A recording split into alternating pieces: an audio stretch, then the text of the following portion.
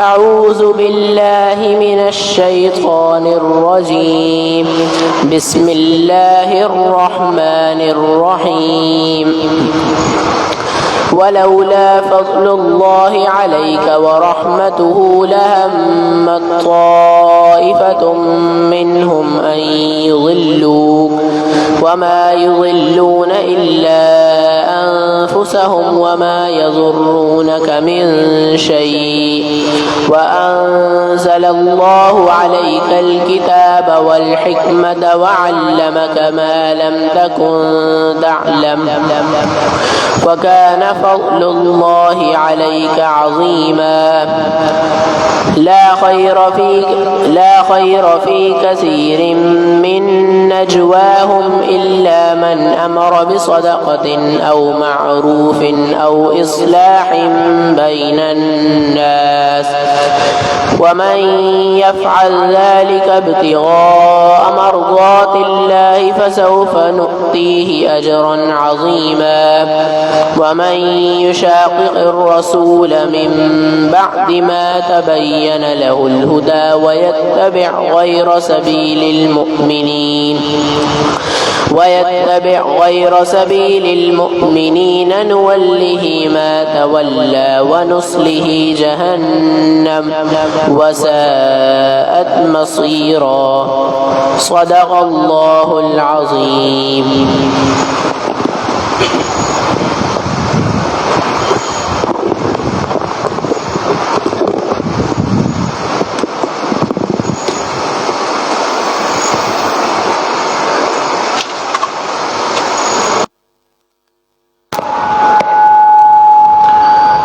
الحمد للہ وکفا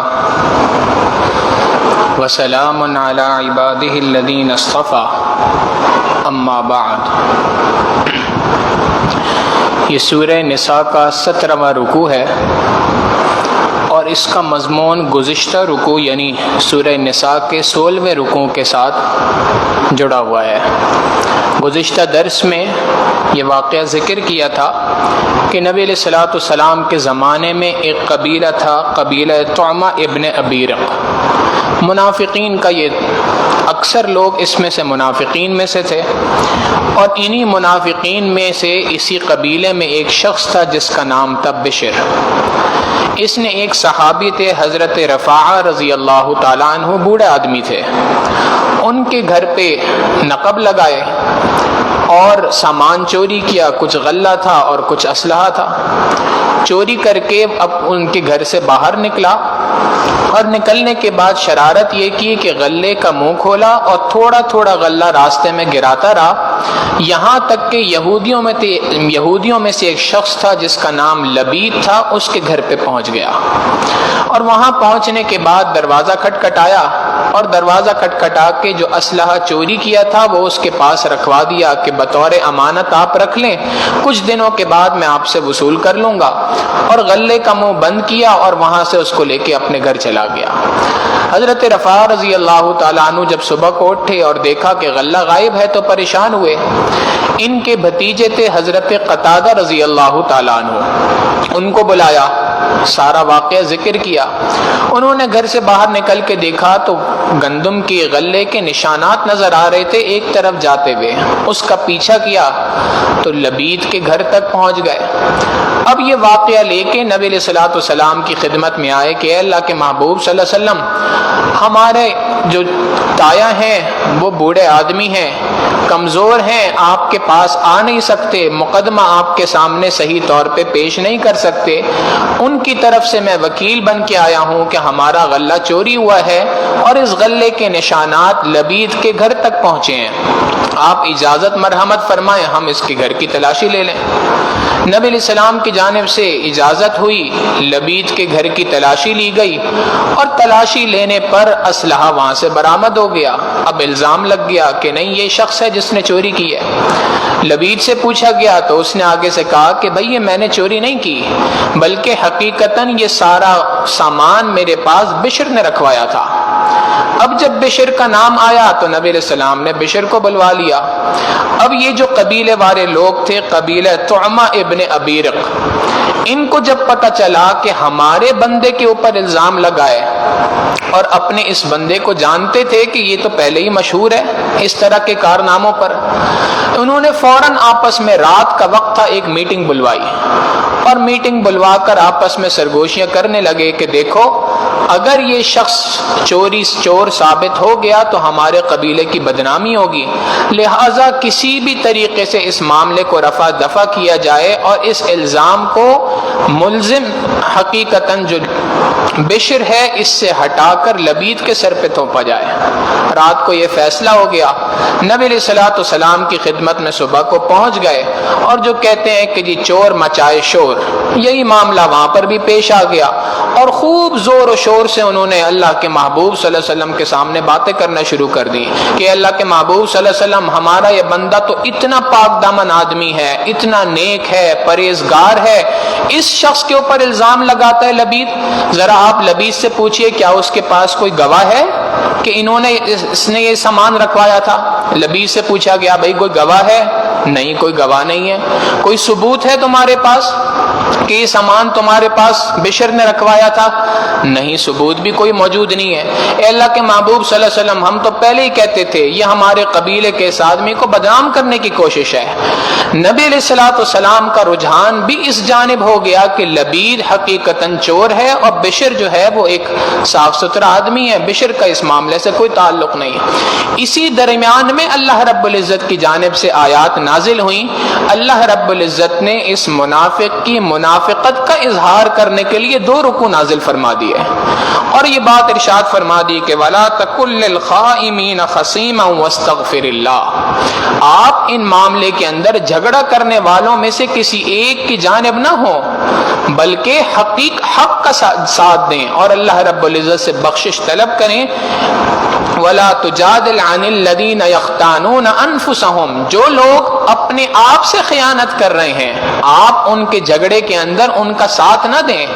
یہ حقیقتاً جب انسان کسی کو دھوکہ دے رہا ہوتا ہے تو وہ یہ سمجھتا ہے کہ میں سامنے والے کو دھوکہ دے رہا ہوں۔ اللہ رب العزت فرماتے ہیں تم سامنے والے کو دھوکہ نہیں دے رہے، حقیقتاً تم اپنے آپ کو دھوکہ دے رہے ہو۔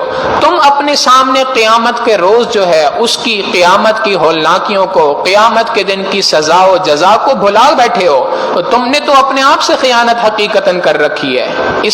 یہ خیانت تم دوسرے کے ساتھ نہیں کر رہے۔ تو یہ اللہ رب العزت کے محبوب صلی اللہ علیہ وسلم کو یہ بات اللہ رب العزت نے بطور وحی کے ارشاد فرما دی اور یہ بات سمجھا دی۔ اس رکوع میں اللہ رب العزت نبی علیہ الصلوۃ والسلام کو پھر مخاطب کر کے فرماتے ہیں وَلَوْلَا فَضْلُ اللَّهِ عَلَيْكَ وَرَحْمَتُهُ، اگر اللہ کا فضل اور اس کی رحمت آپ کے اوپر نہ ہوتی، لَهَمَّتْ طَائِفَةٌ مِّنْهُمْ أَن يُضِلُّوكَ، تو اس گروہ میں نے تو یہ بات کی تیاری کر رکھی تھی کہ آپ کو صحیح بات سے غلط بات کی طرف، آپ کو صحیح بات سے غلط راہ کی طرف پھیر دے۔ یہ تو چاہتے تھے کہ آپ غلط فیصلہ کر لیں، لیکن اللہ کا فضل آپ کے ساتھ تھا، اللہ کی رحمت آپ کے ساتھ تھی، لہٰذا اللہ رب العزت نے فضل اور احسان فرماتے ہوئے صحیح بات آپ تک پہنچا دی۔ وَمَا يُضِلُّونَ إِلَّا أَنفُسَهُمْ، اور حقیقت یہ ہے کہ یہ لوگ جو حق سے اس طرف پھیرنے کی کوشش کر رہے تھے، یہ کسی اور کو گمراہ نہیں کر رہے مگر اپنے آپ کو، یہ تو اپنے آپ کو ہی گمراہ کر رہے ہیں۔ وَمَا يَضُرُّونَكَ مِن شَيْءٍ، اور یہ آپ کا کوئی نقصان نہیں کر سکتے، اس لیے کہ اللہ رب العزت کی مدد آپ کے ساتھ ہے، اللہ رب العزت کی رحمت آپ کے ساتھ ہے، اللہ رب العزت کا فضل آپ کے اوپر ہے، یہ جتنا بھی آپ کو نقصان پہنچانا چاہیں نقصان نہیں پہنچا سکتے۔ وَأَنزَلَ اللَّهُ عَلَيْكَ الْكِتَابَ وَالْحِكْمَةَ وَعَلَّمَكَ مَا لَمْ تَكُنْ تَعْلَمْ، حقیقت یہ ہے کہ اللہ رب العزت نے آپ پر اس کتاب کو نازل فرمایا اور اللہ رب العزت نے آپ پر حکمت کو نازل فرمایا۔ کتاب سے مراد قرآن کریم ہے۔ یہ دنیا کی تمام کتابوں میں سب سے زیادہ افضل ترین کتاب ہے۔ یہ اللہ رب العزت کا کلام ہے جو اللہ رب العزت کی جانب سے نبی علیہ الصلوۃ والسلام کے قلب پر حضرت جبرائیل علیہ الصلوۃ والسلام کے واسطے سے اتارا گیا، اور یہ اتنی افضل کتاب ہے کہ اس کتاب کا پڑھنا ثواب، اس کتاب کا چھونا ثواب، ہاتھ لگانا ثواب، اس کتاب کو دیکھنا ثواب، اور حقیقت یہ ہے کہ اس کتاب کو سمجھ کر اس پہ عمل کرنا دنیا کی سب سے افضل ترین عبادت ہے۔ افضل ترین عبادت دنیا کی یہی ہے کہ قرآن کریم کو سمجھا جائے اور قرآن کریم کو سمجھ کر اس کے مطابق عمل کیا جائے۔ یہ اللہ رب العزت کی جانب سے بہت بڑی نعمت ہے۔ اللہ رب العزت فرماتے ہیں یہ اللہ کا فضل ہے اور اللہ کی رحمت ہے کہ اللہ نے تمہارے اوپر اس کتاب کو نازل فرمایا۔ ہمیں چاہیے کہ ہم اس نعمت کی قدر کریں، اور یہ بھی حقیقت ہے اللہ کا کتنا فضل ہے، احسان ہے۔ دنیا کے اندر جتنے مذاہب آج موجود ہیں، کوئی ایک مذہب بھی ایسا نہیں جو یہ بات کہہ سکے کہ ہمارے پاس اصلی کتاب آج موجود ہے۔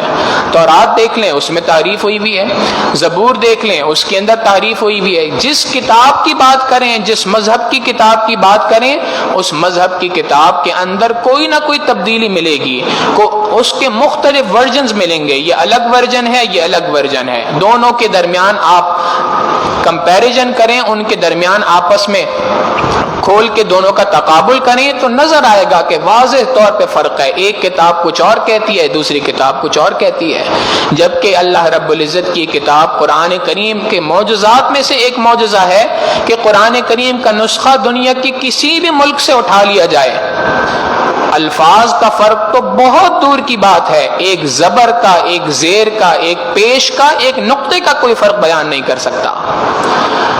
امریکہ کے اندر ایک ریسرچ کی بہت بڑا ادارہ ہے، انہوں نے ایک مرتبہ اس بات کا ارادہ کیا کہ جی ہم اس پر ریسرچ کریں کہ مسلمان جو یہ بات کہتے ہیں کہ ہماری کتاب میں کوئی تبدیلی نہیں، ذرا اس کو دیکھا جائے کہ کس حد تک یہ بات درست ہے۔ انہوں نے پوری دنیا سے قرآن کریم کے 5000 الگ الگ نسخے نکلوائے۔ پوری دنیا میں مختلف لوگوں نے جو قرآن کریم کو چھپوایا ہے، تو 5000 الگ الگ کمپنیوں نے جو قرآن کریم چھپوایا ان نسخوں کو الگ الگ جمع کیا، اور ان نسخوں کو ہاتھوں سے نہیں بلکہ اس کو کمپیوٹر پہ سافٹ ویئر پہ اپلوڈ کیا، اور سافٹ ویئر پہ اپلوڈ کرنے کے بعد اس کو سافٹ ویئر سے میچ کیا کہ جی جہاں کہیں چھوٹی سی بھی کوئی مس میچ ہو جائے، کہیں پر کوئی چھوٹا سا زبر کا، زیر کا، نقطے کا کوئی فرق آ جائے، وہ بھی ہمیں پتہ چلے۔ 5000 نسخوں کو انہوں نے آپس میں میچ کیا، اور اس کے بعد یہ بات کہنے پہ مجبور ہو گئے کہ جی ان 5000 نسخوں میں ایک زبر، زیر، پیش کا بھی فرق نہیں، اور حقیقت یہ ہے کہ یہ اس بات کا ثبوت ہے کہ یہ انسان کی لکھی ہوئی کتاب نہیں ہو سکتی۔ یہ اللہ رب العزت کا فضل ہے، اس کا احسان ہے، اس کا کرم ہے کہ اس نے ہمیں ایسی نعمت عطا فرمائی۔ ضرورت اس بات کی ہے کہ ہم اس نعمت کی قدر کریں۔ اس نعمت کی قدردانی یہ ہے کہ اس قرآن کریم کے ساتھ اپنا رشتہ جوڑیں، قرآن کریم کو سمجھنے کی کوشش کریں، قرآن کریم کے معنی اور مفہوم کو سمجھیں، اس کے مطابق اپنی زندگی کے اندر اس کو لاگو کریں، اس قرآن کریم کے ساتھ تلاوت کا روزانہ کا تعلق قائم ہو۔ آج ہمارے پاس روزانہ کے اعتبار سے موبائل فون دیکھنے کا ٹائم ہوتا ہے، رات کو سوتے وقت آخری چیز جس کو دیکھتے ہیں وہ موبائل فون ہے، صبح کو اٹھ کے سب سے پہلے جس چیز کا مطالعہ ہوتا ہے وہ موبائل فون ہوتا ہے۔ اگر موبائل فون کو ہم اتنی اہمیت دے سکتے ہیں، کیا اللہ کے کلام کو اتنی اہمیت نہیں دے سکتے کہ چند منٹ نکال کے روزانہ اس کی تلاوت کر لیں، چند منٹ نکال کے اس کو سمجھ لیا جائے کہ قرآن کریم کہہ کیا رہا ہے، اللہ رب العزت کیا کلام مجھ سے فرما رہے ہیں، اس آیت کے اندر، اس سورت کے اندر، اپنی اس کتاب میں مجھ سے کیا بات ارشاد فرما رہے ہیں۔ یہ بات جب تک دل کے اندر نہیں اترے گی اس وقت تک قرآن کریم کی اہمیت ہمارے سامنے نہیں آ سکتی۔ اللہ رب العزت فرماتے ہیں کہ یہ کتاب حقیقت ہی ہے، اور ایک اور بات وہ یہ ہے کہ ہم نے اس کلام کے ساتھ اپنے رشتے کی نوعیت کو تبدیل کر لیا ہے۔ کلام پاک سے رشتہ تو ہونا چاہیے تھا اس اعتبار سے کہ یہ ہدایت کی کتاب ہے، اس کی تلاوت کروں، اس کے معنی اور مفہوم کو سمجھوں، اور ہماری بدقسمتی یہ ہے کہ ہم نے اس کتاب کو برکت کی کتاب سمجھ کے رکھ لیا۔ حقیقتاً اس میں برکت ہے، اس سے کوئی انکار نہیں کر سکتا اس کے اندر کہ اس کلام میں برکت نہیں، بہت برکت ہے، لیکن ہم نے اس کو فقط برکت کی کتاب سمجھ کے رکھ لیا۔ کوئی بیمار ہو جائے تو اس کتاب سے کچھ پڑھ کے پھونک دیا جائے، کوئی بیمار ہو جائے تو کسی مفتی صاحب مولانا صاحب کو پکڑ لیا جائے، وہ دم کر دیں، کوئی عدالت میں مسئلہ پیش آ جائے تو اس کتاب کو پکڑ کے قسم کھا لی جائے، بیٹی کی رخصتی ہو رہی ہو تو جہیز کے اندر قرآن کے سائے میں اس کی رخصتی کر دی جائے، اس سے برکت ہوتی ہے، یقیناً برکت کی کتاب ہے۔ قرآن نیا گھر اگر لیا جا رہا ہے تو اس گھر کے اندر سورہ بقرہ پڑھ دی جائے، ایک قرآن کریم کا نسخہ رکھ دیا جائے۔ یہ قرآن کریم کے نسخے کا رکھنا برکت کے لیے، اس کا پڑھنا غلط ہرگز نہیں ہے، لیکن یہ کلام پاک اس کام کے لیے نہیں اتارا گیا۔ یہ قرآن کریم اس لیے دنیا کے اندر نہیں آیا کہ ہم اس کے ذریعے سے ایسے برکتیں حاصل کریں، بلکہ قرآن کریم اس لیے آیا ہے کہ اس قرآن کریم کو اپنی زندگیوں میں لاگو کرو تاکہ وہ برکتیں خود بخود تمہاری زندگیوں کے اندر منتقل ہوتی رہیں۔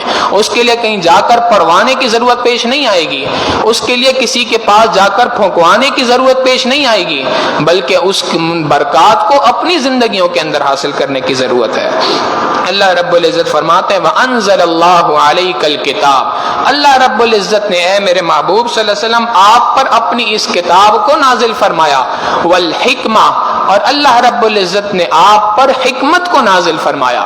مفسرین نے لکھا حکمت سے مراد اللہ کے محبوب صلی اللہ علیہ وسلم کی سنت مبارکہ ہے۔ جیسے اللہ نے کلام پاک کو اتارا، اسی طریقے سے اللہ رب العزت نے اپنے محبوب صلی اللہ علیہ وسلم پر سنتوں کو اتارا۔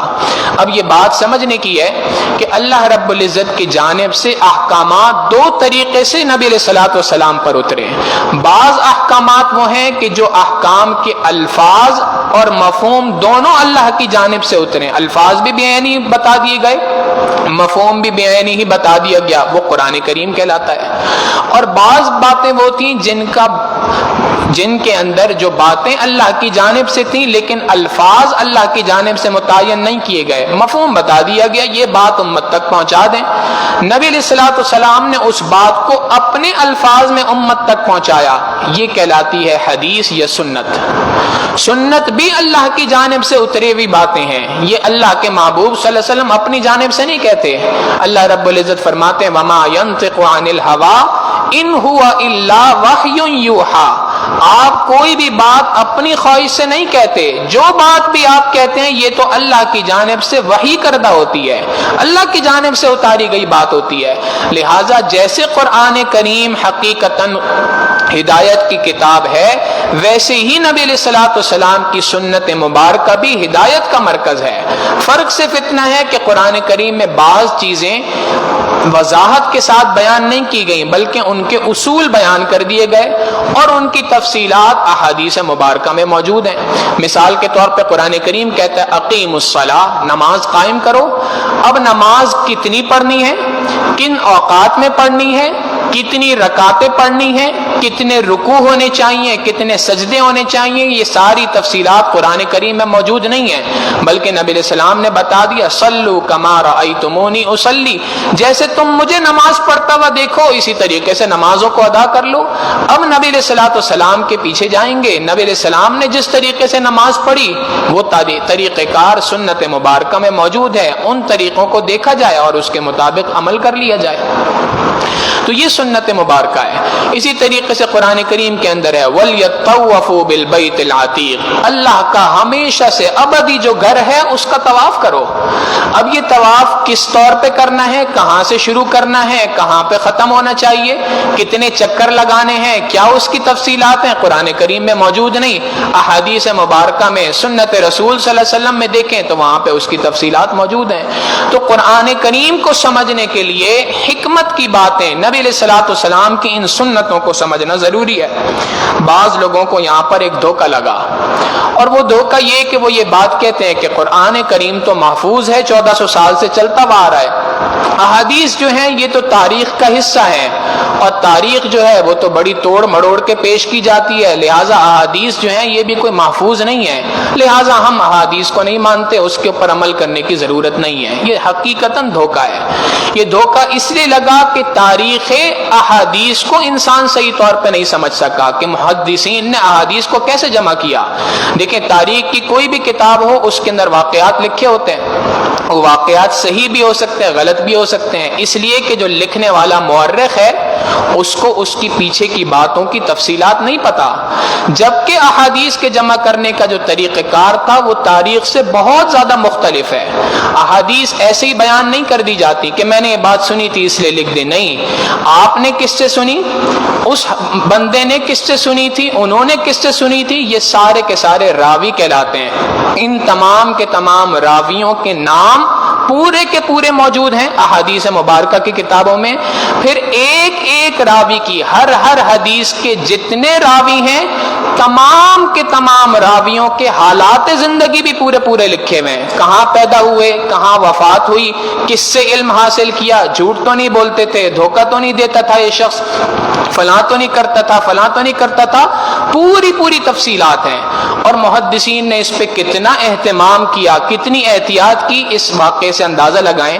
امام بخاری رحمہ اللہ نے ایک حدیث مبارکہ حاصل کرنے کے لیے ایک بہت لمبا سفر کیا، ایک بہت طویل سفر کیا۔ آج کا زمانہ نہیں تھا کہ یہاں سے فلائٹ لی وہاں پہنچ گئے، بلکہ گھوڑوں پر، خچروں پر، اونٹوں پر مشقتوں والا سفر ہوا کرتا تھا۔ بہت لمبا طویل سفر کیا ایک حدیث مبارکہ سننے کے لیے۔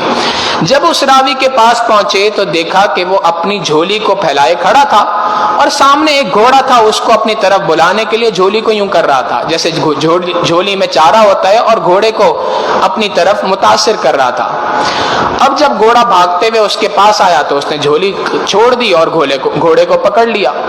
امام بخاری رحمہ اللہ کے ذہن میں آیا کہ دیکھو، جو شخص گھوڑے کو اس طریقے سے دھوکہ دے سکتا ہے، وہ حدیث مبارکہ میں میرے ساتھ کیا معاملہ کرے، لہٰذا یہ قابل اعتبار آدمی نہیں ہے۔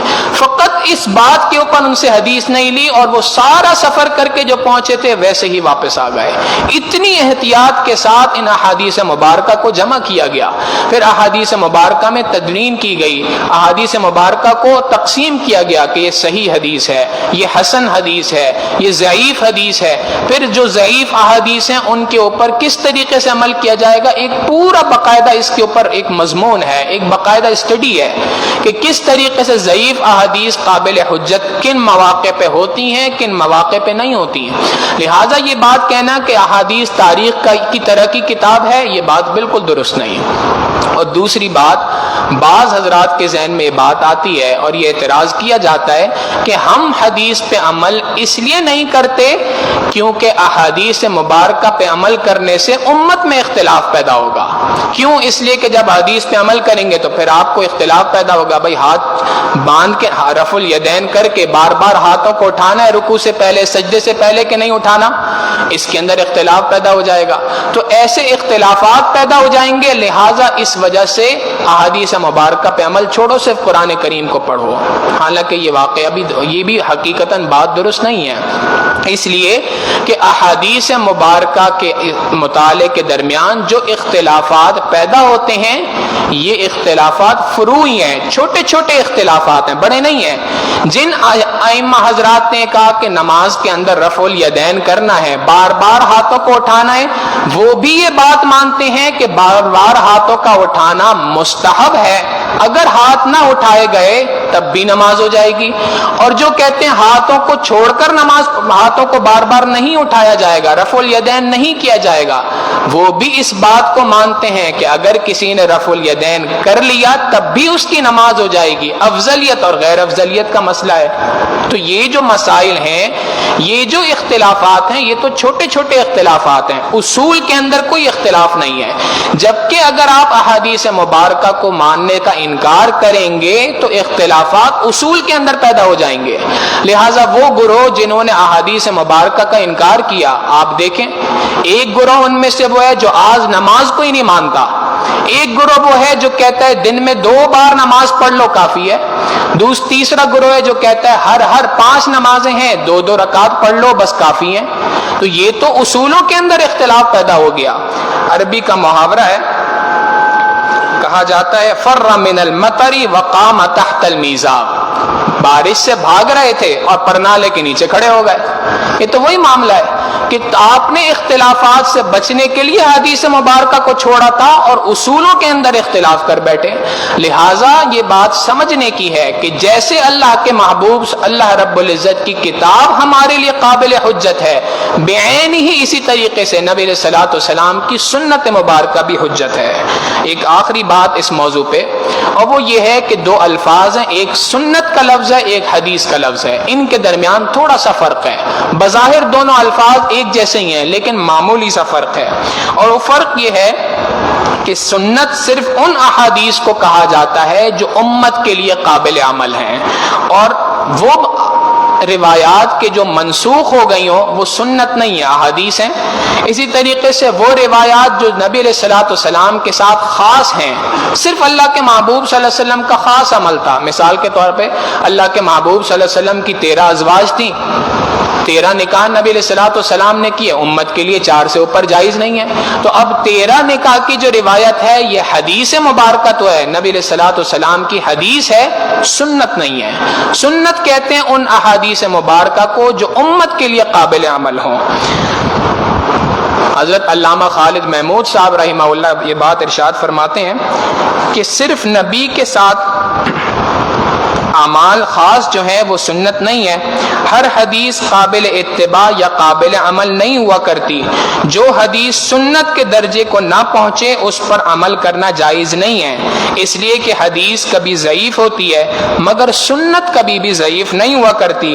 نبی علیہ الصلوۃ والسلام کی احادیث علم کا ذخیرہ ہیں، ان کے اندر سے سنت کو تلاش کرنا، سنت کو معلوم کرنا اور سنت کو تلاش کر کے امت کو پہنچانا، اسی چیز کا نام علم فقہ ہے۔ مفتی کا کام یہی ہے کہ وہ احادیث مبارکہ کے اندر غوطے لگا کر سنت کو نکالے اور امت کے سامنے پیش کر سکے۔ اللہ رب العزت فرماتے ہیں وَأَنزَلَ اللَّهُ عَلَيْكَ الْكِتَابَ وَالْحِكْمَةَ، اللہ نے آپ پر کتاب کو نازل فرمایا اور حکمت کی باتوں کو نازل فرمایا۔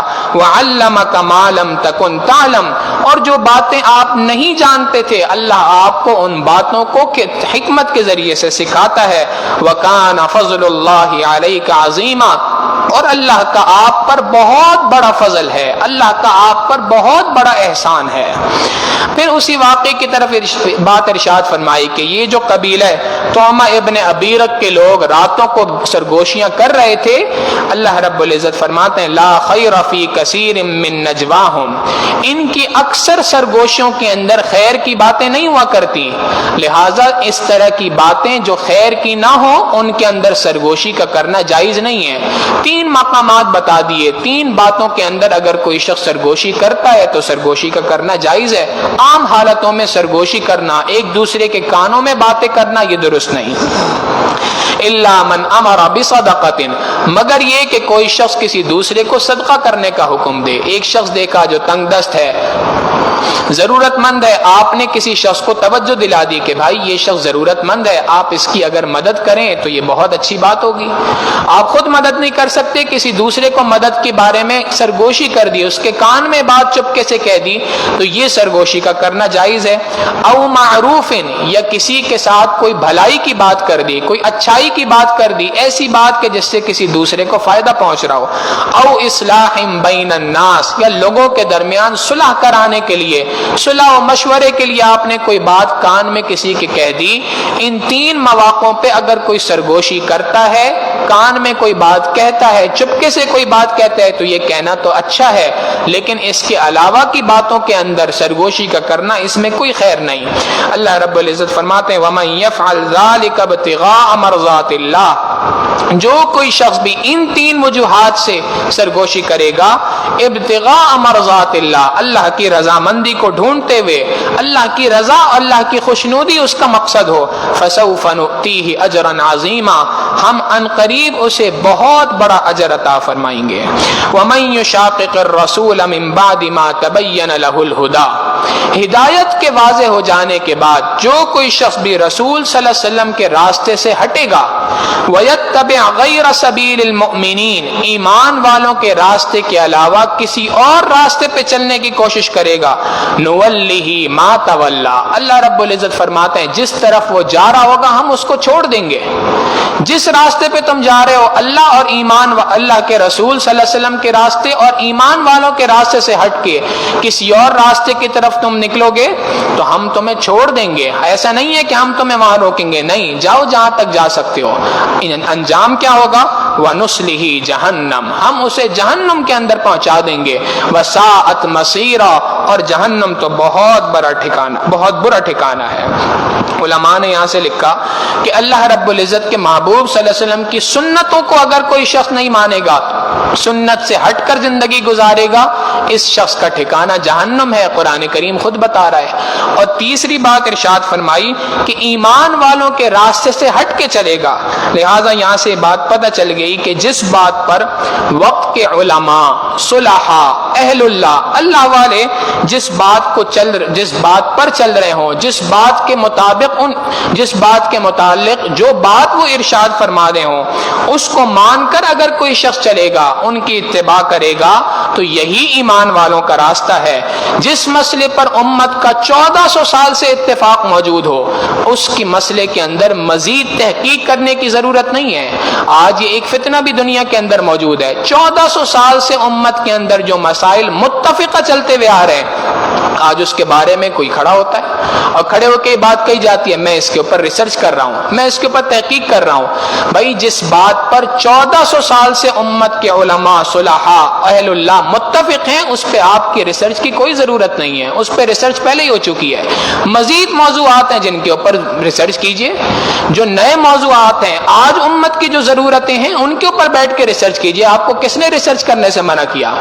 لیکن جس بات پر 1400 سال سے امت کا اجماع ہے، نبی علیہ الصلوۃ والسلام نے فرمایا ان اللہ لا یجمع امتی علی ضلالۃ، اللہ رب العزت میری امت کے علماء اور صلحاء کو کسی غلط بات پر اکٹھا نہیں فرما سکتے۔